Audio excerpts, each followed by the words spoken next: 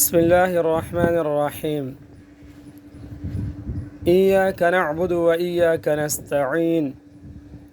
إياك نعبد جو إياك نعبد کی طرف پہ لاتے ہیں. نعبد عبد عین با دال عبد بندہ جو اردو میں استعمال ہوتا ہے عبداللہ. اس کا اصل جو مادہ ہے عبادت اسی سے ہے. عبادت مصدر ہے العبادہ عربی میں. عبادت عبد اس کے شروع میں عین با دال سے پہلے نون لگ گیا نعبد. یہ مادہ سے پہلے کسی جو ہے مادہ عین با دال عبد یہ مادہ ہے اصل, اس سے پہلے نون لگا ہے تو یہ جمع متکلم ہے. نعبد ہم عبادت کرتے ہیں. مثلا نون کی جگہ پر ہم اگر حمزہ لگاتے ہیں شروع میں, جس طرح قل یا الکافرون میں لا اعبد ہے, اعبد میں عبادت کرتا ہوں. وہاں لا اعبد وہاں تو میں عبادت نہیں کرتا ان معبود کی جن کی تم عبادت کرتے ہو, وہاں ترجمہ یہ ہے. لیکن اعبد اگر ہم کہیں صرف لا کو چھوڑ کر اعبد میں عبادت کرتا ہوں, حمزہ ہو تو اعبد میں عبادت کرتا ہوں ایک کے لیے واحد متکلم کے لیے. نعبد حمزہ کی جگہ پر نون لگا دے نعبد ہم عبادت کرتے ہیں. تو شروع میں جو ایاکا جو آ رہا ہے ایاکا, کاف جو عربی میں آتا ہے کاف زبر کا, آپ تم جو ہے. اب ایا جو اس کے ساتھ لگ گیا ہے ایا, اب ایاکا کاف مانا آپ ہے, ایا جو لگ گیا اس کی وجہ سے یہ اس میں حصر پیدا ہو گیا.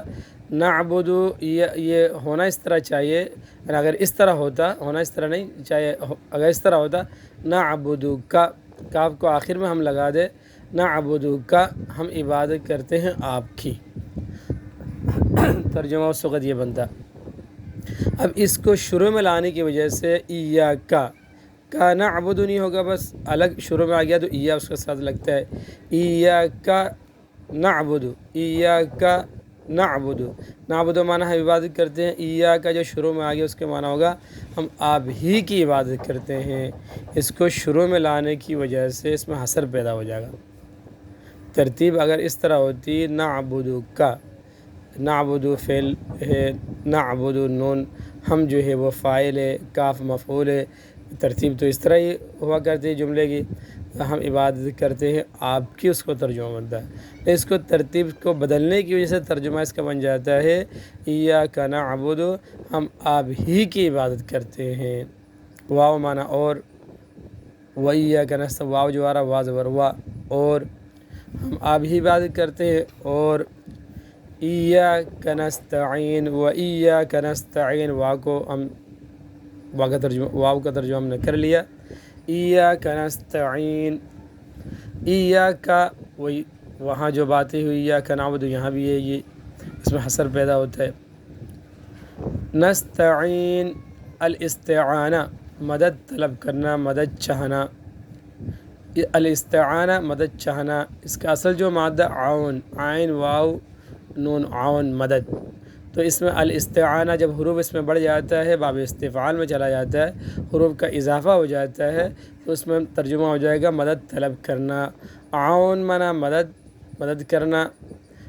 الاستعانہ حروف کا جب اضافہ ہو گیا الف سین تا کا شروع میں, حمزہ سین تا کا شروع میں, الاستعانہ اس کا معنی ہو جائے گا مدد طلب کرنا. تو اسی سے نستعین نون شروع میں آ گیا اس لیے ہم مدد طلب کرتے ہیں, مدد مانگتے ہیں.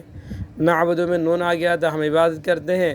نستعین میں شروع میں نون آ گیا, علامت مضارع کو کہا جاتا ہے. نستعین ہم مدد طلب کرتے ہیں, مدد مانگتے ہیں. ایاک جو شروع میں اس کو جو حصر پیدا گیا ہم آپ ہی سے مدد طلب کرتے ہیں, آپ ہی سے مدد مانگتے ہیں.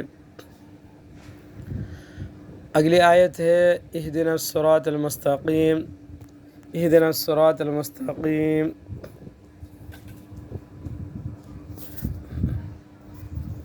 اہدنا الصراط المستقیم. اہدی ہدایت سے ہیں, ہدایت اردو میں استعمال ہوتا ہے.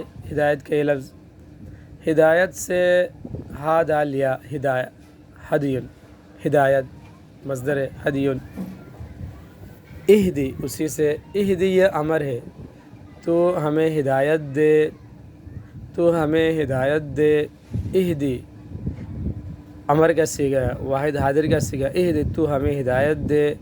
نون الف نا، اہدنا، اہد الگ ہے، نون الگ ہے، یہ نون الف نا، نون الف زبر نا، نا مانا ہمیں، جمع اردو میں کہتے ہیں ہمیں، جمع نا، ہمیں، اہدی تو ہدایت دے، نا ہمیں، نون الف نا ہمیں، الصراط المستقیم، الصراط راستہ، مستقیم سیدھا، الصراط راستہ، مستقیم سیدھا، سیدھے راستے کی۔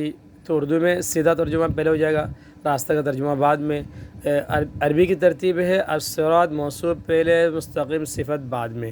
اردو میں صفت کا ترجمہ پہلے ہوتا ہے سیدھا راستہ، عربی میں ہے راستہ سیدھا۔ اگر عربی کی ترتیب کے اعتبار سے ہم ترجمہ کریں الصراط راستہ مستقیم سیدھا، لیکن اردو کی ترتیب جو ہے وہ سیدھے راستے کی، سیدھا لفظ صفت پہلے ہے۔ اہدی تو ہدایت دے، نا ہمیں، الصراط المستقیم سیدھے راستے کی۔ تو اس کا ترجمہ بامحاورہ ترجمہ یوں کرتے ہیں ہم، یا اللہ تو ہمیں سیدھے راستے پر چلا، یا اللہ تو ہمیں سیدھے راستے پر چلا۔